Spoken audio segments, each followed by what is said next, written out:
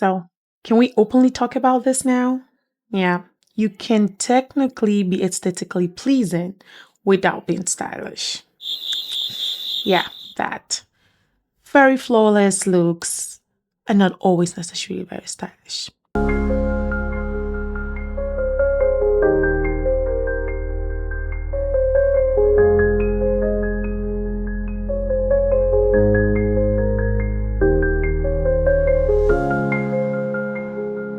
To you, clothing isn't fabric, it's frequency, and you know how to tune it in.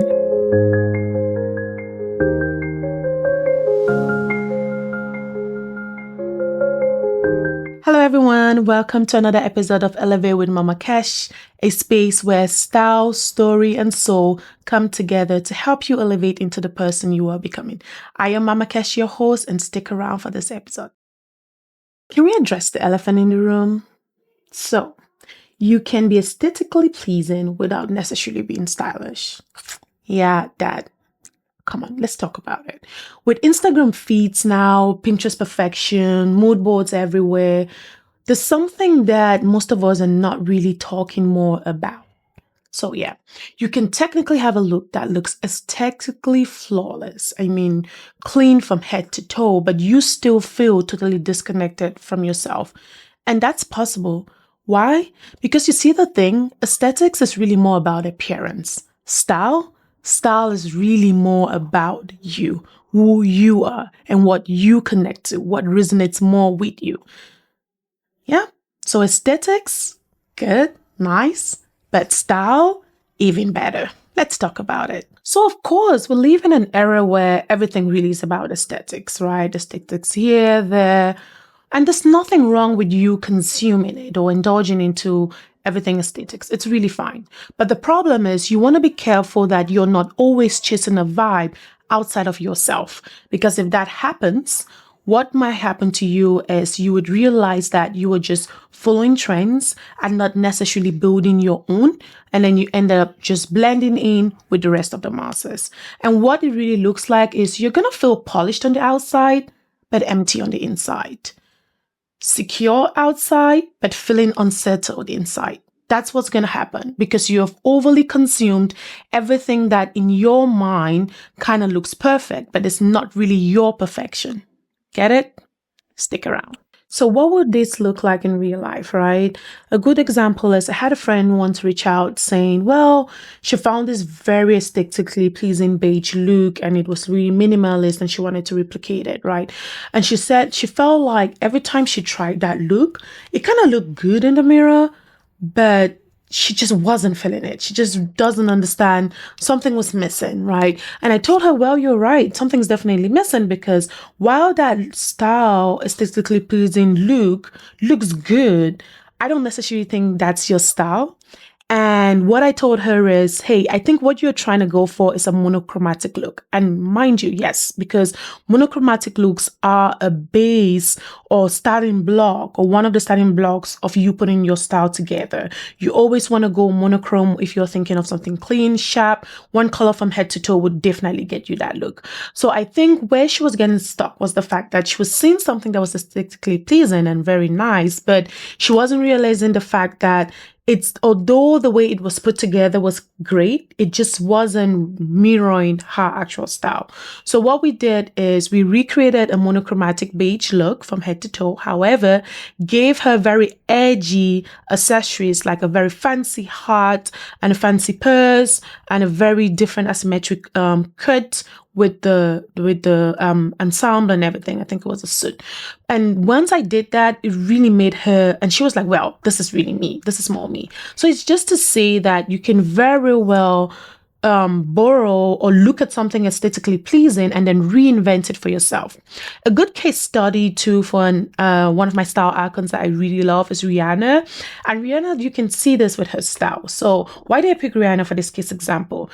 Rihanna to me, first of all, she was a 2000s artist. And in that era, lucky for her, she came into an era into the spotlight when it was very It was a thing to be edgy, bold cuts, dark eyes, a little bit of very high, curved, asymmetric heels.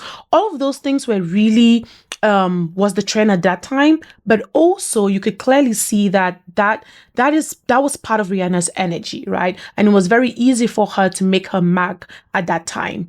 But one thing that really stuck with me is she also, whilst trends evolve throughout the years, Rihanna has stayed relevant. And why? It's really just because she has always dressed for her frequency, for her energy. Be it when she's been when she's pulling off a street style look, an elegant look, or just a very edgy look, Rihanna has always stayed true to her energy. And that's what really makes the difference and keeps her relevant. Because if she was yes, she's a trend starter herself in all entities. She really is a trend starter. But one thing I love about her is she doesn't necessarily create a trend for others to hop on. She really is just dressing for herself. And that to me is very important because it then allows folks to see that although she's pushing product out there, it's product that really resonates with her soul, really, who she is. And I feel even with her brand, her Fenty brand, you can definitely see that, be it the makeup or with the clothing line, Fenty Puma, you can clearly see that she has evolved but stayed consistent with what her energy or her vibrations are. And that's really what we should all try to be doing, right? We should all be synchronizing our style really with our frequency. So while being aesthetically pleasing is really not the issue here, you just want to ensure that you're not staying on the borderline of aesthetics, right? You want to ensure that authenticity is brought in back into the picture. Because once you stay authentic, boy, that aesthetically pleasing mood board plus your authenticity and your audacity can transform into magic. And that's really what we want. We want to find the right balance between pulling out inspiration from all our mood boards, but fusing it with your own style, your own power, and your own frequency. That's really where the magic begins. Once we do that, we definitely are going to be able to elevate into the next frequency level. And on the flip coin, you can actually have a very stylish look that's not necessarily aesthetically pleasing. That's true. That's actually true.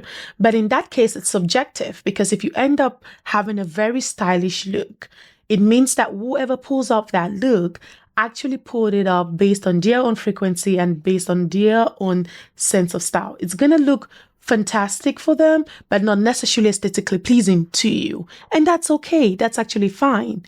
But the goal is you want to always ensure that however you dress, you will sync up with who really you are.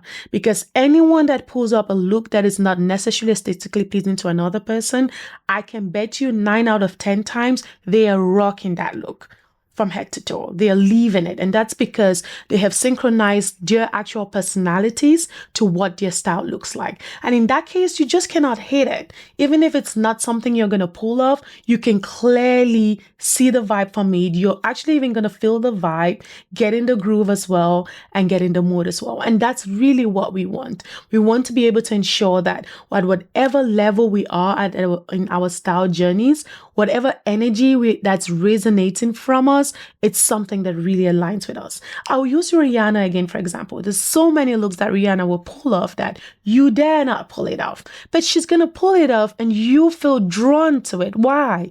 Because she's doing it off her own frequency. And that's really the charm. That's really the secret. If you can figure out how to pull off looks based on your frequency, even if it's not aesthetically pleasing to someone else, I bet you're always going to be the light of the party.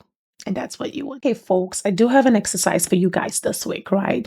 So I want you guys to do something for me. Grab your phone, right? Quickly open it. Go to your TikTok, Instagram, Pinterest, wherever you have mood boards saved. Pull them out and take a look at them. So take a look at those, then go into your closet, step into your closet, and just have a look at analyzing everything that's on those mood boards and what's in your closet. What I want you guys to do for me here is identify the current or recurring theme you are seeing on those mood boards and then decide if you are seeing the same thing in your closet. And what I mean by this is if you have repeating mood boards, right? Or you have mood boards laid out and then you're noticing that most of them are neutral tones, for example, bold colors or a particular silhouette or a particular cut, blazers, whatever it is, that's the recurring theme on your mood boards. Step into your closet and just have a look.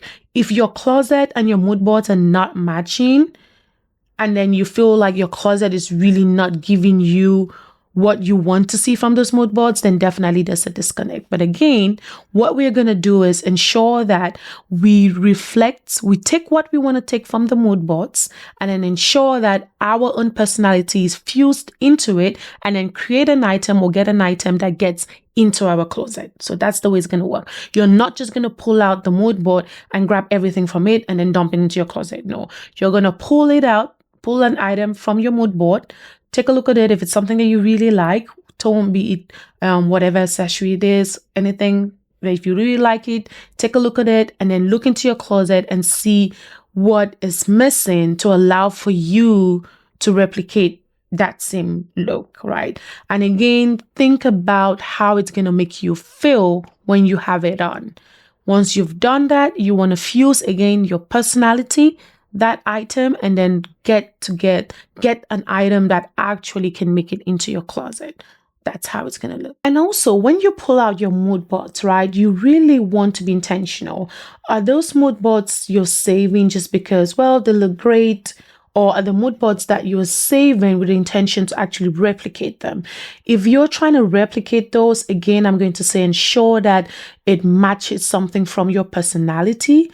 Look at them and understand exactly what about those mood boards are attracting you to that mood board, right? It might be the fact that, well, you really just like neutral tones. If you do like neutral tones, it doesn't necessarily mean that you're a minimalist. You might have saved a minimalist look with beige tones on it and it looks attractive to you. But what drew you to that is just because you really like beige monotone looks. So if that's the case, pull out that, go again into your closet. If there's nothing that looks like, that looks similar to what you found on the mood board, then figure out what you need to fuse to ensure that you get a new piece into your closet that will continue to speak to your own personality.